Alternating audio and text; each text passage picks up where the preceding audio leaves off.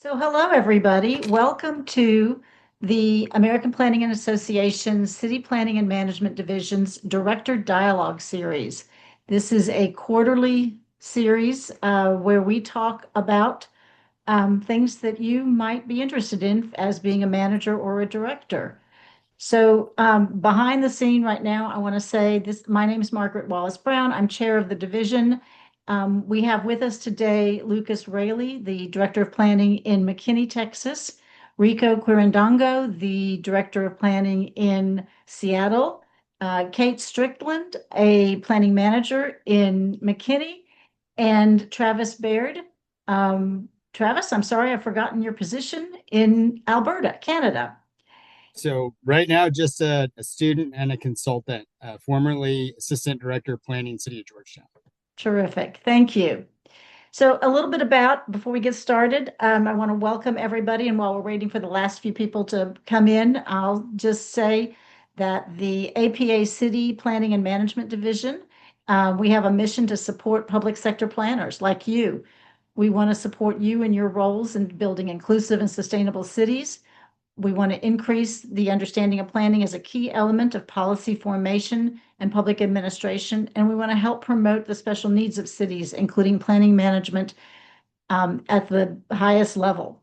So we do this in a number of ways. We provide grants to members for attending the National Planning Conference or for testing expenses associated with getting their AICP. We provide this type of quarterly dialogue.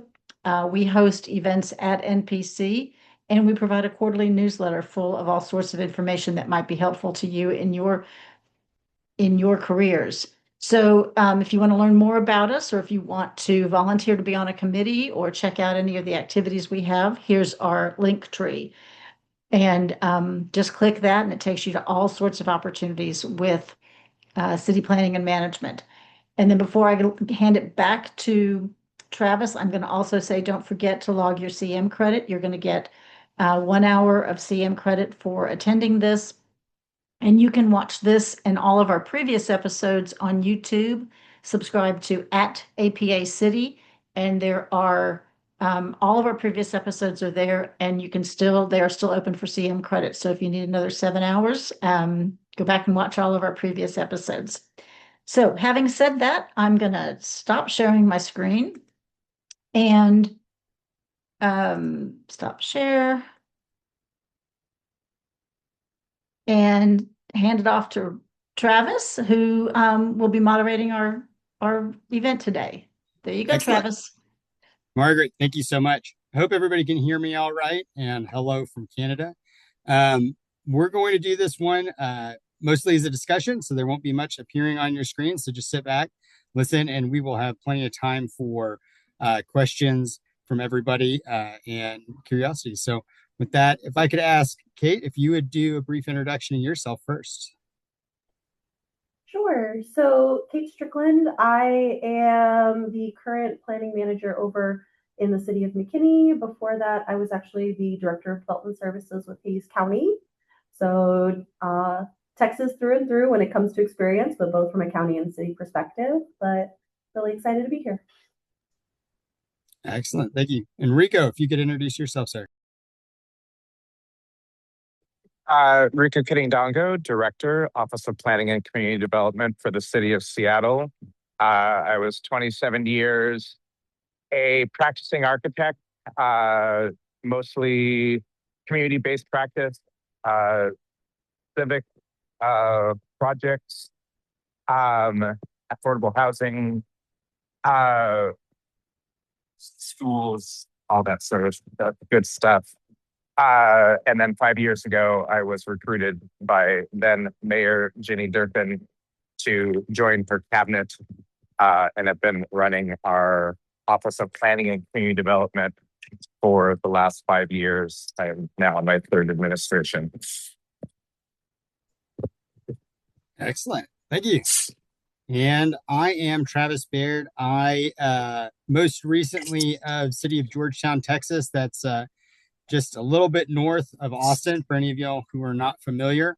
Like Cait, pretty much through and through on my experience in Texas. I started out in right-of-way acquisition, so that's acquiring pieces of property for infrastructure projects across the state. And then a little over 5 years ago, I had the chance to slide into the planning role in a deeper way. And so I did that for the city of Georgetown until last October, when I relocated to join my family up here in Alberta, Canada, living just east of Calgary. So with that, we're going to kick it off with our first question. We'll go through, we've got some questions for this panel, chances for them to discuss. And then after this first question, we'll just set it aside and get some interaction from you, the audience. So please be ready with any questions or any wonderings that you have over the discussion. And we're going to start off with, how do you manage people with more experience than you? And I think, Cait, you had a particular interest in this question. I think we all have a little bit of experience with it, but if you wouldn't mind starting us off, I'd appreciate it. Yeah, so definitely one that is near and dear to me. So this has actually happened to me more times than I can handle, but when I became office manager, when I became planner, when I became director, and then when I became planning manager here, you will always be incorporating people from all different walks of life. Hilariously, when I became director of development services, I actually started directly managing two men that I went to school with their children. So they were literally old enough to be my dad. And so when I stepped into leadership roles, I was really lucky. And my dad gave me some really excellent advice. And it's that there's really no way to know everything. And so surrounding yourself with people that you can trust to fill those gaps is really important. And so it's just figuring out where your gaps are and just being honest and letting them know. They're like, hey, like, you have so much experience. I would really love to also be able to learn from you. This is what I'm seeing. I would love to work together, because it's all about being as collaborative as possible, especially in the planning field. Excellent. Rico, share your thoughts, please. So my story is a little bit different. After working as an architect for 27 years on like large projects that often had an urban planning component to them, but still my training was as an architect, I walked into a position where I became the director of at the time, 41-person planning office, where everyone had more experience than I. I've been able to build that office from 41 people to 50, actually, including interns, we're now 57 people. But I think that, like, coming into that role very humbly, it was very important and still is very important to, and I think this is true of community engagement. I think it's true of how we engage our electeds. I think it's true of how we facilitate stakeholder conversations. I am very aware of my lane, what my job is, what my responsibilities are, and what is the work that is not on my desk but on somebody else's. I am not a statistician. I am not the senior long range planner. I am not the staff person who's been with the office for 17 years and negotiated our grand bargain for our interdisciplinary zoning for the city. There are a ton of people in my office with incredible subject matter experience, and my job is to acknowledge what their experience base is, have frank conversations about how the office can leverage their positionality and what their expertise is, and I am going to have opinions, right? It is my job to navigate risk related issues for the office, political related issues for the office, budget related issues for the office, community related issues for the office. And I think that just being very clear about what the partnership is between myself and any and all of the staff is critical. I think people need to be seen and understood but we all need to be managed. And that is my primary job, to manage the projects and utilization of staff and expectations and all that stuff, all that good stuff. Excellent. Thank you for that. Before I throw my little piece in there, don't forget there is a Q&A feature. So feel free to throw your questions out there ahead of time if you want. And Lucas Rayleigh is going to be watching that for us, and then we can bring him in. But please make use of that. I would say my experience was similar to Rico's, in that I came in from outside of that planning environment instead of working my way up in that department. And so I had been the subject matter expert that the planners would call on real estate matters. And then I went from that to one day I was no longer that subject matter expert. And I also was the subject matter expert in anything that we were doing in planning. I had planners for that. I think to Cait's point of it's collaborative, I totally agree with that. And I would say when you move into that planning management role and you start realizing you manage people who have more experience than you, don't feel threatened by that. Feel lucky to have them. Because it's not a great feeling necessarily to be the one in the room who has the most experience all the time. Then you have nobody to lean on and to support you in some of those things. So having those people that are with you that have more experience, who can bring that to bear and can expand on what you know and what you're able to do is fantastic. It's an asset. And I think to Rico's point of staying in your lane, I agree with that. Know your lane, and then own your lane. Respect your own expertise and value. If you're in that role, you have a reason why you were in that role, why you were selected. In the instances that I have moved into positions, I've always been lucky to have a really good interview process that I went through. The organizations I worked with involved members of their team.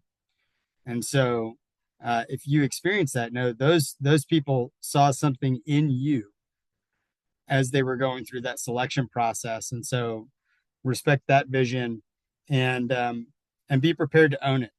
It is appropriate to be humble, and you want to make sure that you are, but also people are looking to you for leadership. So be ready to adopt that role and do it with confidence.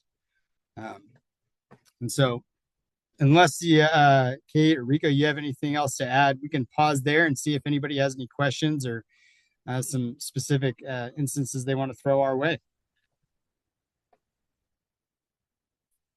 Nothing to add from me. Nothing from me. Perfect. Anybody out there want to ask us a question on this particular topic? Travis, we've got a couple in the Q&A. I can just read them, and then I'll say that we're going to answer those live. How does that sound? That sounds great. So there's two questions. They're pretty different from each other. We're going to start with the first. Actually, I'm going to save the first because I think we're going to talk more about that. I'm going to start with the second because I think it's more related to the topic right now, and some of the experiences that y'all just shared. When you come into a planning management role from outside the field, specialty, or organization, how do you handle employees that are now disgruntled or those who may have applied for the job and didn't get it?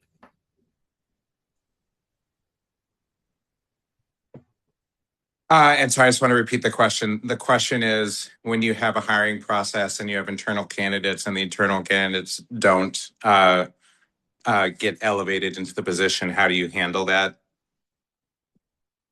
That's right. Got it.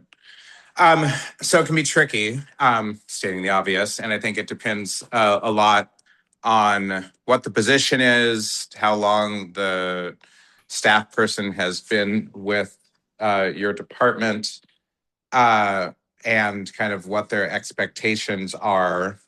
I have gone through about, I think now 60 hiring processes in the 5 years that I've been here. So I've had to deal with this issue quite a bit, actually. For it runs the gambit. I have had a staff person who I have approached and said, "Hey, we would love to give you the opportunity to pursue this position. Understand that you may not get it, and if you do not get it, are you going to be okay with that?" Straight out the gate. I've had others who have applied more than once for a position that I did not give them. And that awkwardness required me having a sit down conversation with them, more than one, to talk about what they were looking for in terms of responsibility, career advancement, what the uh, gap was or difference was between the person that was brought on board or moved into a position versus the portfolio of the existing staff person that was interested in moving up. And I think that I don't think that there's a silver bullet. I think that you have to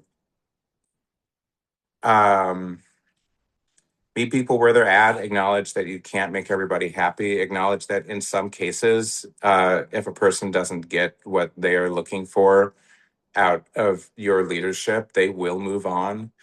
That is a risk that we take. And that's a risk that we have to either be comfortable with or make peace with.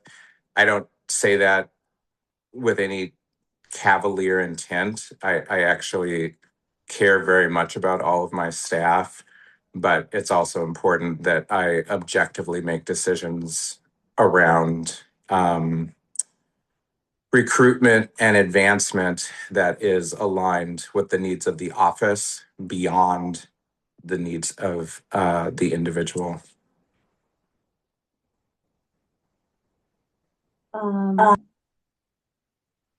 So I'll jump in on the first half of the question. I think Rico answered the second half perfectly with being able to work with people that may not have received the role. So coming into McKinney, I was actually doubly outside, came from a county perspective, and then I also came from a different, complete facet of field. So went from county into cities, and in the state of Texas, that is wildly different, just because of land use authority. However, it is coming in and understanding where your team is at. The team that I I got to come in with, they were a little disgruntled, and it's because this role, it took a year to find. They kept having high turnover because they kept losing planners, because it was a high-paced work and the expectations weren't clear. And so coming in from outside, it's just a matter of starting to really focus on building those relationships early, making sure that you're meeting with the team, understanding where they're having those critical issues, what is making them disgruntled, are they engaged, are they actively disengaged, how can we get them back to a point where they're able to envision the organization's culture and the visions and values and be able to do that excellent planning work that you work in planning because you love it. And so being able to work with them on how can they figure out how to get back to that. And that was a big part of what I spent most of the first year at McKinney doing, is working with each team member to figure out what were they wanting to do. And some of them, it was that they were ready to exit. And so then it's rebuilding a team. Got to rebuild a team down to basically one planner out of 5, which was fun. Thankfully, she's still here. And she's doing excellent work, and we're back to full staff. But it's really hard when you have a team that had no direction and had concerns about someone coming in and wanting to change everything. It's making sure that people understand that you're not just there to come in, change the organization, and that you're going to make these big swaths of changes, but that you're there to work with them, help manage them, and make them the best versions of themselves that they can be. Those are great points, both y'all. I'm going to try and not say too much because I honestly don't think there's too much that I can add. to anything either Rico or Cait have said. I think, remember, so this may not be true for a lot of you, but I think this maybe is what we envision as our target audience, is people who are moving into management for the first time. And so that means you're probably moving into a lower or mid-level management role within your department. And so recognize what you can do and what you can't do. Both Cait and Rico made the point of, you're working with people, and maybe there's something that they're wanting that you can provide, and maybe there's not. Maybe it's that they're ready to move on. And so your job isn't to stop somebody from making the move that's best for their life, because this is an individual and this is their career, right? Your job is to discern if there is anything that you, in your position, can make happen. Is there a creative solution? Is there something that you can pitch to another member of your management team, up or down? Is there something that you can do? And if it's not something you can do, if it's outside of your control, then there's a reality where you're going to have to let that go. And you're going to have to let people make their own decisions, right? I think this is a especially salient point, because certainly everyone on this call has or will soon deal with that as a planner, right? You've had projects that have come across your desk where you were like, I love this project and I want to see it happen. But you know that there's not a thing you can do to make it happen, that those things that can make it happen are outside of your control, whether it's within code, statute, or the attitudes and feelings of the development community or your community. That's going to translate right into management, because at the end of the day, you're dealing with people. Let's see here. We'll look at a couple of others. Lucas, if we could hold, there's a question, what role do you play in supporting your staff? I think that's a great question, but I think we may also deal with that in just a minute. So we could hold that one. How about this one? If you're joining a public planning office without planning expertise, how do you handle plan review? Trust that the existing planners haven't missed anything? So let's jump off with that one.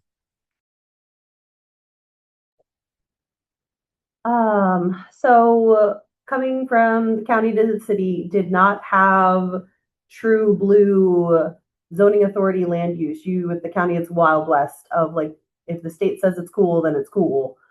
However, coming into McKinney went to having full land use and development authority.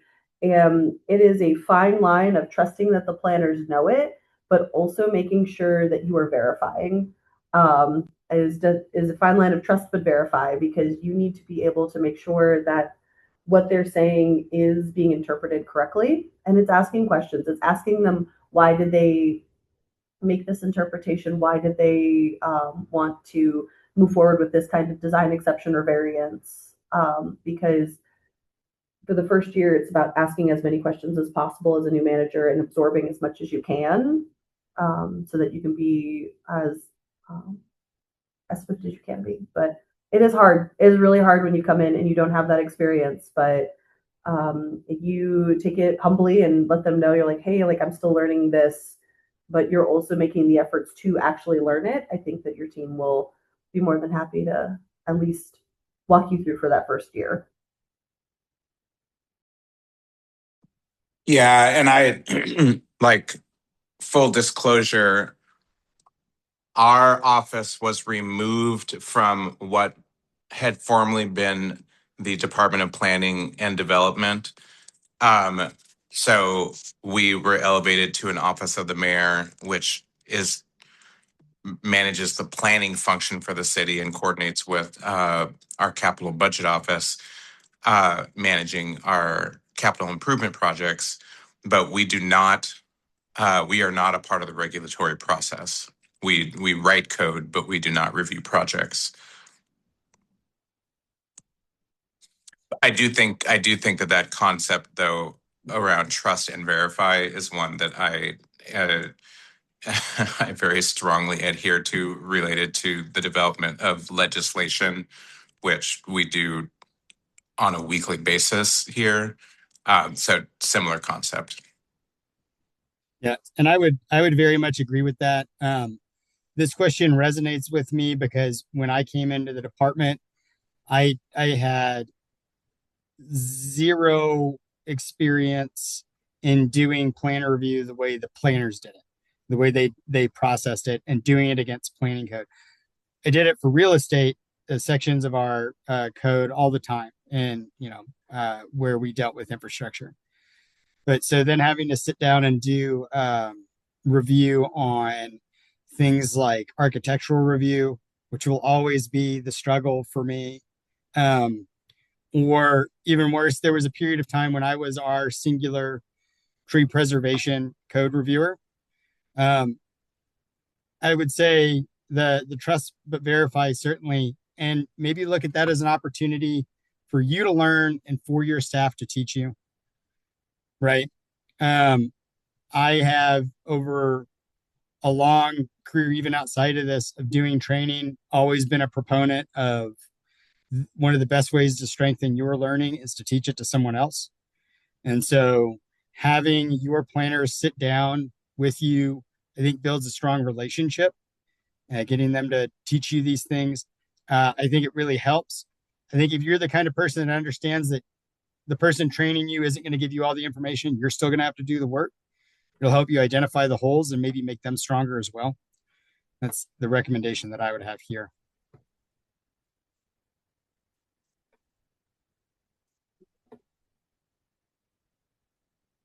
All right. We're going to jump to one last question, then we'll move on because I think this one is particularly pertinent. I started in my director role last summer. I walked into a staff member who was hired for the role of planner with a focus on land use zoning review. This person was hired before I came on board. This person is failing in this role. They should not have been hired in the first place. I'm now stuck with the hard decision of either having to reclassify this person or let them go. Do you have suggestions on how to navigate that decision in a way that is fair to the employee, honest about the needs of the department, and mindful of the fact that planning is in my region is a very small professional community where reputations and relationships follow everyone? So this one I think is particularly sensitive. I'm happy to lead off, or is there someone else who wants to lead off on that question? You can start. Travis, if you want to lead off. It might be easier for me also being in Canada, so there's probably fewer people if I give a not great answer than we'll ever know. I think this leads back to some points that were already made for sure, which is, this is an individual and they have choices to make as well. And they may not knowing the full story, but let's just go with what we have is what we have.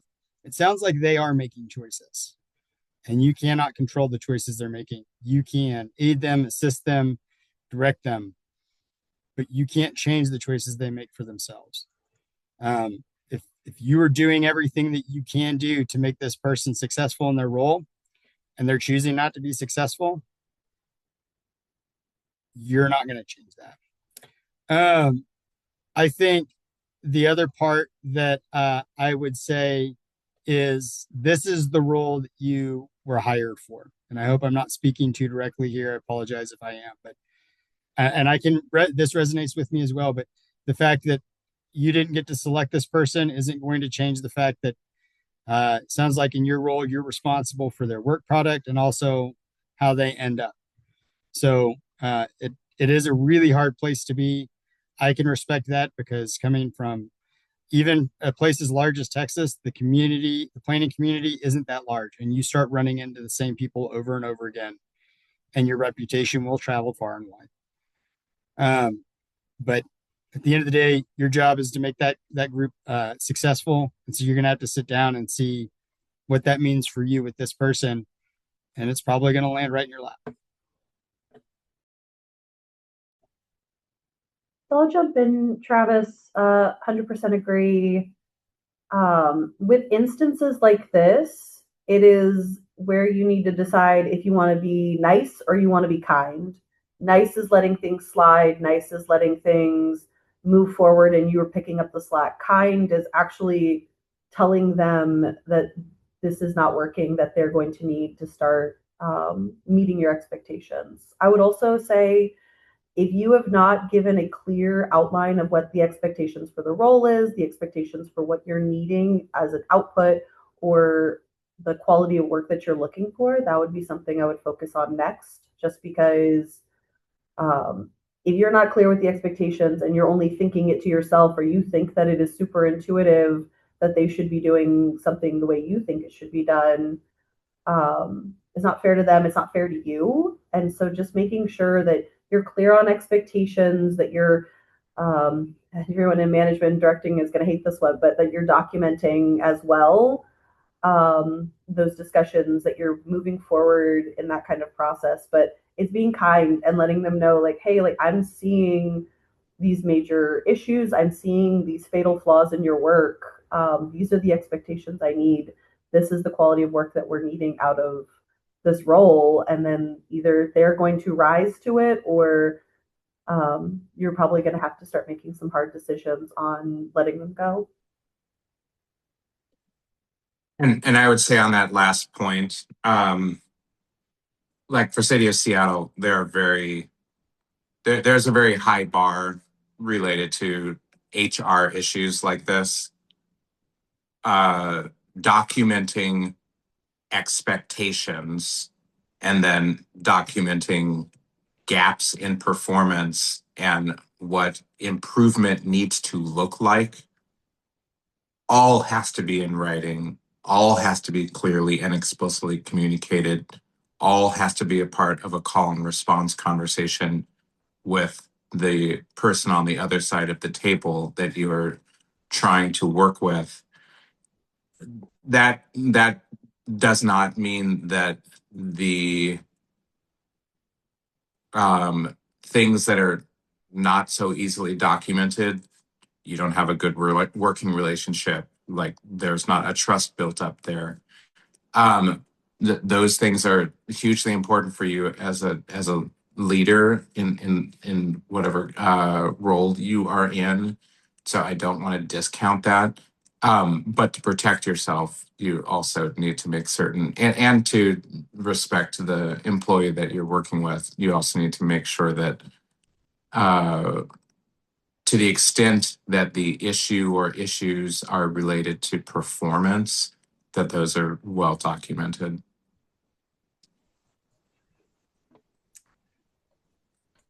Excellent. Those are great points. Thank you all. We still have plenty of questions to go through in the Q&A, but we also have some questions up on the board. So I'm going to we're going to move along just a little bit on some of the other questions, but I see, folks, I see what you have out there. If you have questions in the Q&A, know some of them we're going to pick up with our next questions. And then if we have time and we've passed your question, if we have time, we'll come back to it. You may see me put a number under your question in the Q&A. That's helping me track so I can come back to it or put it in the right place. So stick with us. All right. We'll go to the next question. How do you manage gap between staff interest and the actual business need? How do you give growth opportunities while still completing the work and capture organizational goals? Rico, I think this was specifically a question you'd recommended. So why don't you lead us off here? Sure. So, I mean, I think this is it. This is a challenging question that a lot of us, at least in the 15,000 employee organization that I work for, that we come up against on a regular basis, where there may be a misalignment between the work that an individual employee is interested in, which may not be the same as the work that they are being assigned. I think that if you are doing well, and I want to take a step back here for a minute, any of these like relationship issues, whether it's performance issues or whether it's what's in a person's portfolio or what their career development opportunities are, I think it's very important to have a regular and reoccurring conversation and relationship with all of my staff.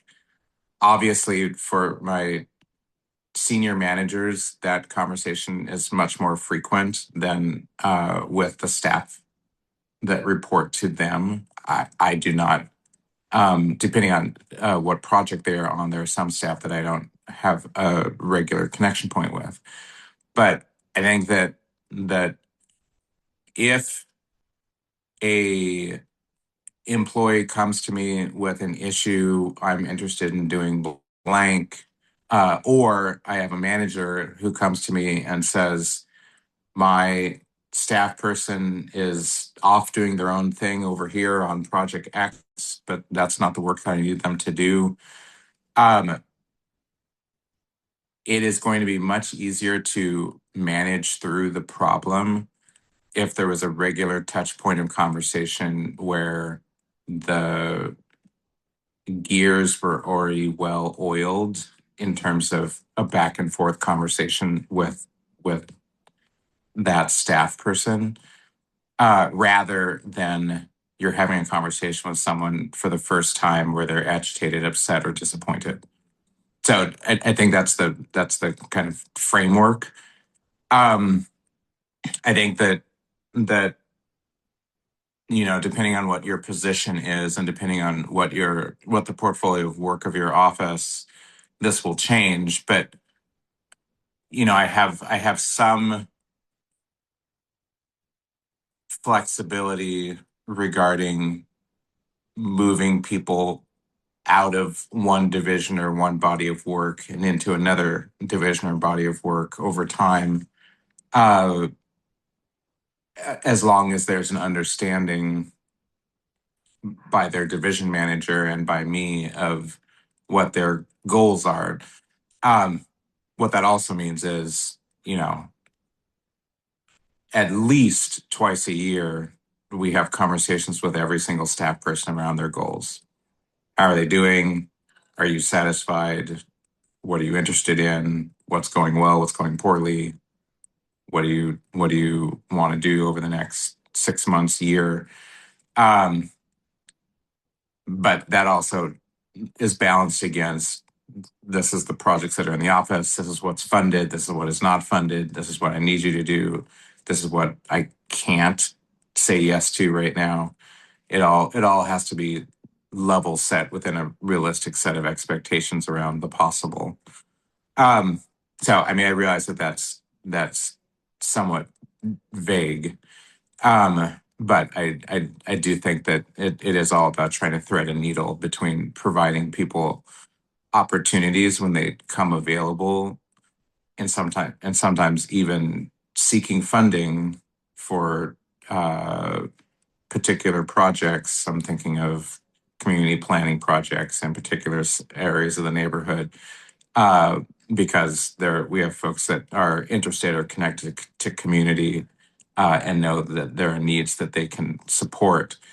So sometimes it's just about being aware of what people are interested in. Sometimes it's about being proactive and trying to find ways to support things that people are interested in.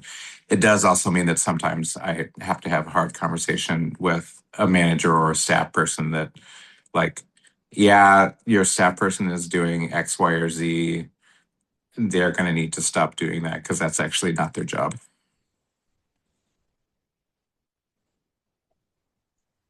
Yeah, those are not the best conversations. Cait, go ahead. I was just going to say, I was like, McKinney is significantly smaller than Seattle, so I might have a different perspective, just because, while we're not considered small in the Metroplex, we are not, we're not Seattle, we're not truly Dallas, we're not Austin, but when it's people that are wanting to expand based off of interest versus what we actually need, sometimes it's just about, like, to Rico's point, about being creative and figuring out if there are opportunities that they can work within. Sometimes I will just be doing a deep dive of something like that is like on my plate that I know that I could probably do pretty easy. That there's not, like, I could probably get it finished without any issues. But is that something that is a stretch for a more junior member that would allow them to have different aspects of like are working on a different kind of research project, looking on a different aspect of like legislative issues, like making sure to give them those kinds of stretch goals and stretch projects so that they're not just feeling like they're in the grind, especially development review planners. It can feel like a grind when you're out there counting parking spaces and getting Starbucks every week. I don't know how we have so many Starbucks in McKinney. It is very lucrative, apparently. But it's including them. It's making sure that you're inviting them to meetings so that they are getting exposure to different conversations, different elected officials, maybe higher level developers that they wouldn't be part of. And then if they are able to meet metrics and they're able to continue the aspect of work that they're doing, let them kind of branch out a little bit. But it's definitely making sure that they know the expectation is your actual work needs to be getting completed. If you're wanting to stretch out and explore something a little bit different, we need to be upfront. You need to let me know what you're working on to make sure that you're not going to step in somebody else's business. Excellent. I think to that point, look at yourself, and it's really easy as a manager, especially the higher you go, to not have anyone else looking at the work you're doing and reminding you what you're supposed to be doing and what you're not supposed to be doing. You become your own director of action, right? And so it's really easy to start picking up or to keep things that you just have some affinity for. So I think to the point that Cait just made, and then one that Rico made earlier about staying in your lane, look at the stuff that you have on your plate. One, is there something you don't need to do? Somebody else could handle it. It'd be a stretch for him, as Cait said. Is there something that you've kept that you really shouldn't be doing? And if there isn't, I would say look again, because I think it's pretty rare for any of us to not have some stuff that maybe, hey, we liked it, and it turns out it shouldn't be in our hands. It should be with somebody else. Those are great places to pitch that off and build somebody, right? There was a lot of work that used to come across my desk, and it was really easy for me to pick up the fun work. So the first thing I did is I decided what would be the most interesting to me, and then I handed that away, which can be a little bit painful. And every once in a while, you got to keep it to recharge your own battery. But really look at what you have and decide whether or not you're actually supposed to be doing that, and think about that for yourself. And that'll make it easier for you to think about that for the people who are reporting to you. So, all right, let's jump into some questions from the groups out there. So this question is, I think we've touched on some of it, but what role do you play in supporting staff to continue to grow, develop professionally, and what strategies have you used that have been successful? So I think we shared a little bit about that, but Cait, Rico, is there anything like a specific strategy or very specific instance you can think of where you're like, I've applied this and it worked really well?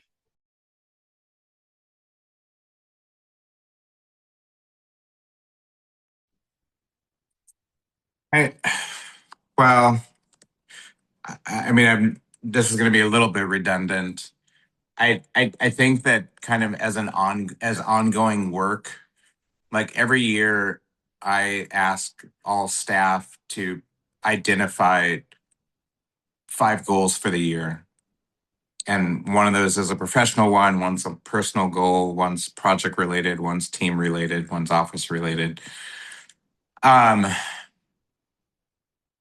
Part of the reason to do that is to make certain that we're always keeping alive a conversation around checking in. How are you doing? Where are you at? What's going on in your world? And I think that by doing that ensures that we're creating a space for opportunity. I know that sounds super cheesy, but like it happens on a regular basis where staff are like, oh, there's this conference coming up, or hey, I didn't get to go to Railvolution last year, but I really want to go this year. Like, what whatever the thing is. And then it allows me and my management team to make decisions, make plans, like figure out how to allocate dollars, like think about what our HR, our continuing education budget will be for the following year. And I think we've had some successes there. I think that we also do. It's going to sound funny, but we also do look for free stuff. Like, what are online opportunities that are either low cost or no cost, or opportunities where there's a practitioner that wants to come in and talk about a project that we can do a lunch and learn for, that people that are interested can show up and learn something and talk about a subject of interest. So I think it's about a potpourri of strategies. I'm going to use that term. And I was literally going to say that, Travis. I'm going to steal potpourri of strategies moving forward. Today, AI is going to make me an image based on that. So thank you. Nice. Cait, how about you? Yeah, I mean, Rico spoke to a lot of it. It's making sure to have those discussions early, often, and as much as you can. I like to end it on all the one-on-ones to make sure that we're moving forward with all those level of goals that they're wanting to do. And I know some people, I am a 1 year, 5 year, 10-year goal kind of girly. But I know not everybody is that way. Some people are wanting to move towards a direction rather than having an exact goal in mind. And it's, how do I find space in areas that they can do that in? And that's putting them at seats of tables so that they can learn how to handle themselves in different kind of political situations. It is giving them projects that I know that they are probably ready for, but that they've never done before. And it's making sure that you don't let them just stay stagnant. It's making sure, like, hey, like, I know that you're getting really good at this. However, we're gonna move forward on trying something new. Let's try something new so that you are expanding your knowledge base, and then making sure that they're doing as much training as possible, especially through APA. There's so much good resources that have been provided, especially online. Excellent. I think along with having the time for those discussions with people, I would challenge everybody in this room to be what they are, which is planners. Set aside time to just think about it. And this is going to be really hard. It's the easiest part of this is the challenge that I give to you, and then it gets hard almost immediately, straight up. But think about each of your individuals that you're responsible for, and set aside some time somewhere in the year to just sit quietly, undistracted, and let your mind wander on that question. And maybe it's 15 minutes here or there, but that's how problems get solved, is thought, right? And put some intentionality behind it through the conversations Rico and Cait have talked about, but also outside of that conversation. If the only place you ever put your brain to this problem is in the conversation, that reactivity is going to hinder your ability to come up with something novel for them. All right. I think some of our other questions really go with some of the things that we're going to discuss. So let's jump to, how do you handle an underperforming employee early on? Who would like to pick this one up?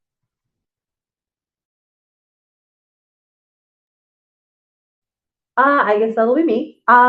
So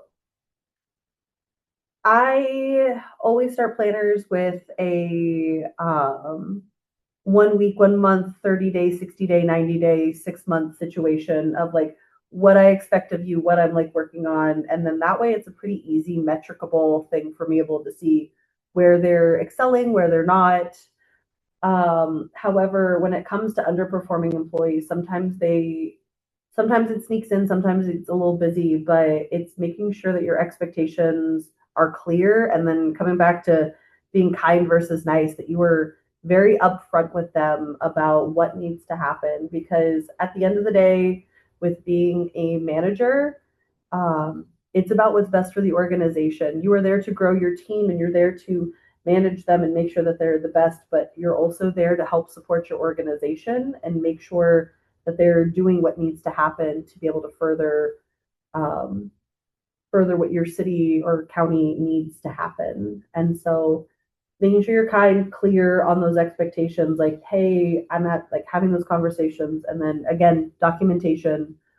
Um, but it's communication. It's making sure that you are communicating exactly what you're needing to that employee as early on as you see something. Don't let it slide. Yeah, I when I was in private practice, I was the HR manager for my small firm of 25 people for a number of years, and I learned very much the hard way. HR issues you do not sit on. You have to respond to them very quickly and actively. Um, so that all that is to say that, like, setting expectations for new staff, incoming staff is very important. Having regular check-ins with them to make sure that they're meeting expectations, and also make corrections that need to be made in real time. Um, but then, knowing that in your position of leadership, position of management, that there are times where you're actually just going to have to do hard things, and there have been a couple of cases where someone has been with the office for a very short period of time that we had to make a different decision, and let someone know that it wasn't working out. And those are not situations that are easy to navigate. But it doesn't mean you don't have. It does. I mean, we got to these positions because we are able to navigate difficult decisions and difficult situations and do hard things. You're doing a disservice to the rest of your staff and yourself if you don't take these things head on.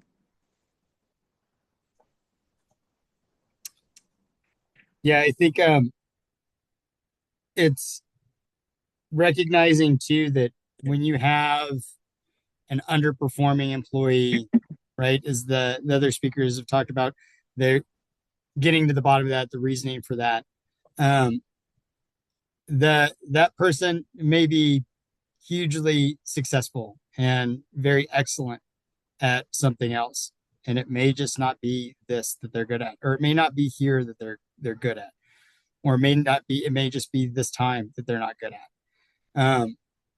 And digging into that, trying to understand that, but then recognizing that there's a difference between when you're working with the people who report to you and assigning value to their work and assigning value to that person.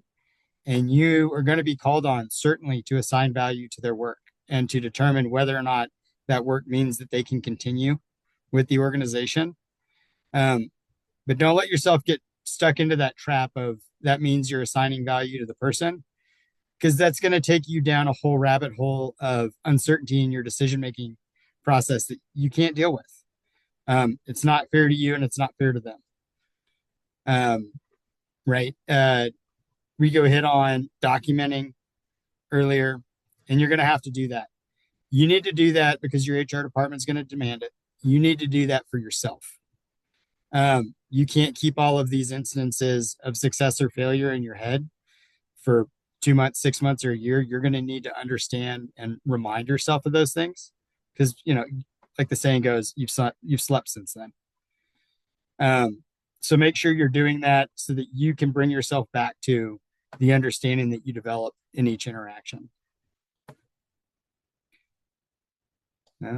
Let's see. I think we have several questions that are tied to that one. So that's question number 3. How do you handle an underperforming employee? Here's the first one. How do I approach an employee who's a good planner but can't get to work on time, including missing the beginnings of meetings, sometimes by half an hour?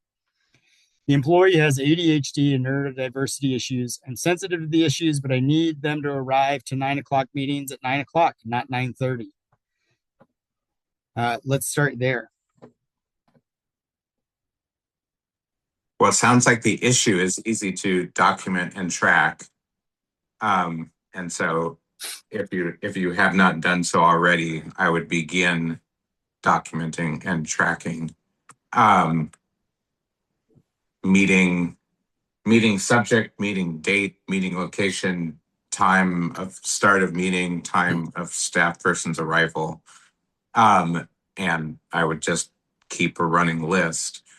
I would have the conversation with the staff person that, given your circumstance with them, that's something that you need to do and keep track of, and what your expectations are. Put those expectations in writing, and set some parameters. If the need is not met, what are the repercussions of that? Like, if it well, I don't want to go down a rabbit hole, but you need to set up some expectations and repercussions. And at some point, like, it becomes a performance improvement plan, and at some point, if the needs of that performance improvement plan aren't met, then that is a person that can't meet the needs of the position, and that is not specific to the person. That's specific to the job requirement.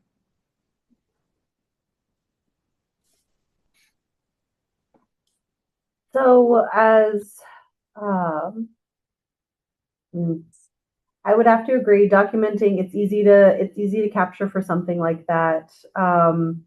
And then setting those expectations, but it's also putting it on your planner. Once those expectations are set, once they understand what those repercussions are, they need to be taking that level of ownership, because I think everybody on this chat, if someone said, what are 3 things that you are working on? I'm sure just about everybody is going to have some version of time management slotted into their self-improvement plan. And that's just something that you would need to work on with them, saying that they need to be figuring out how to improve their own time management plan. If they need to be there at 9, maybe they need to be helping themselves get somewhere at 8, then they're there by 8:30. I know that there is a true neurodiversity issue. It's called time blindness, which I definitely can be sensitive to that issue. But as working professionals, it's something that they are going to need to take ownership over once you set those expectations, once you've set the repercussions, but making sure you're clear, and then giving them the ownership of saying, hey, like, this is the expectation, this is how we're going to move forward.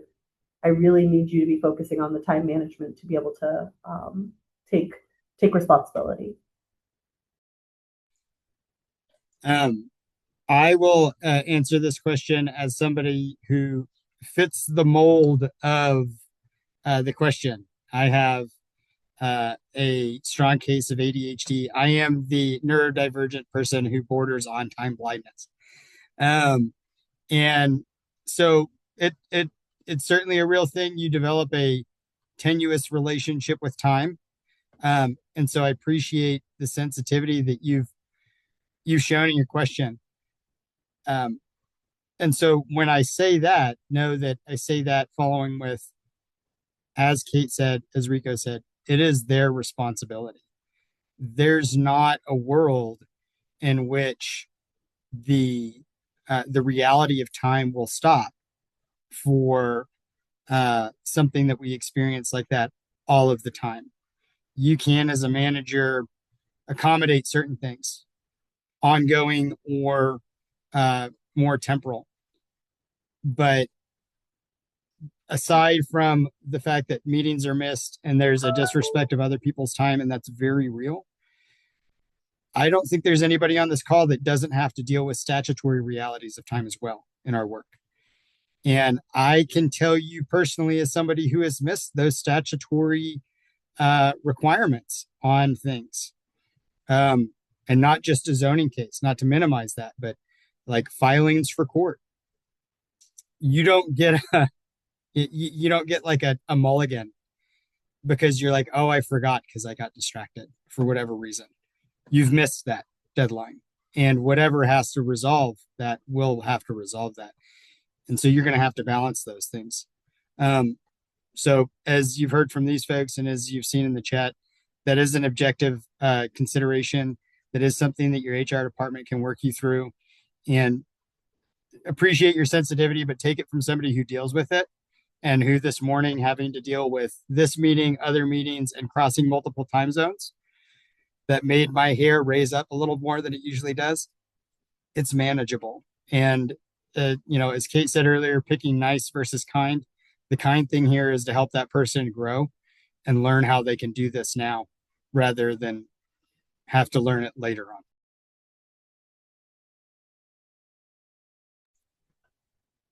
All right. So what we're going to do is we're going to jump on to our next question, and we've got a couple in the queue to come back to if need be. Hey, Travis. How do you? Yes. I'm sorry to cut you off. We have technically reached our hour. So okay. Give people the opportunity to hop off if they need to. I threw in the chat the link for AICP credit. Be sure to find that. Feel free if you want to ask a closing question now, but I just want to encourage you guys to keep it brief, and we can wrap this up for those who are still on. So in that case, Lucas, Cait, Rico, I don't want to impose on you, but there was one question that I think probably was going to hit a lot of people. Would you have time to answer that question? I have time. Okay. All right. So here's the question. Do you have any tips for managing different working styles and expectations between generations? Boomers, Gen Z, everything in between in the workforce together. Collaboration can be messy. How do you manage those cross-generational sticking points?